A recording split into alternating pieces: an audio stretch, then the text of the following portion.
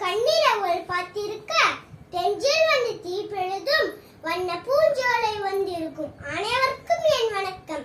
இதுவே என் உரையின் துவக்கம். நான் செழிய நிலமாறன். நான் பேச போகும் தலைப்பு சிறிய செயல் பெரிய மாற்றம்.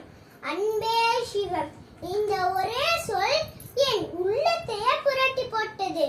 இந்த உலகில் அனைத்தும் அன்பால் நடக்கிறது என்ற உண்மை அந்த நேரம் என் உள்ளத்தில் ஒலித்தது. நம் தமிழர்கள் அன்பையும் பரிவையும் பகிர்வையும் வாழ்வின் மூச்சாக வைத்துள்ளார்கள். அதை பற்றியே உங்கள் முன் கூற வந்துள்ளேன். வாசலில் இடும் ஓர் அரிசி மாவு கோலம்தான் சிறு சிறு ஊர்களுக்கு உணவாக இருந்தது.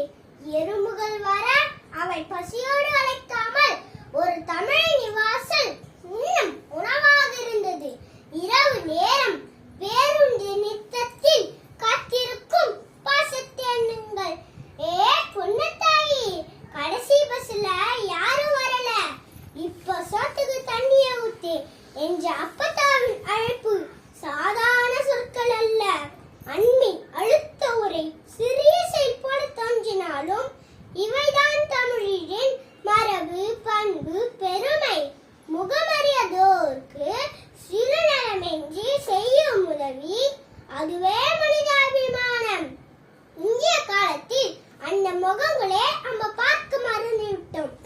ஒரே மாதிரியான முனைமுகத்திரை, அதாவது கைபேசி, அதில் முழுங்கி விச்சோம். இதை பற்றி திருமூலர் கூறுகிறார்.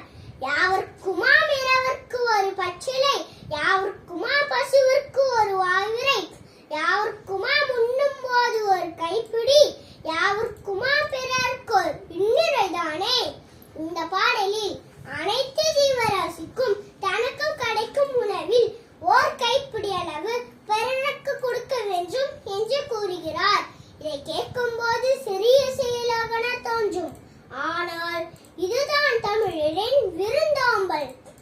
நம் வாழ்வதற்காக வாழ்கிறோமா அல்லது உழைப்பதற்காக வாழ்கிறோமா?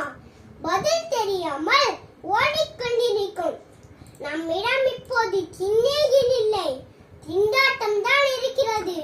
அன்பில்லை, ஆர்ப்பாட்டம் தான் இருக்கிறது.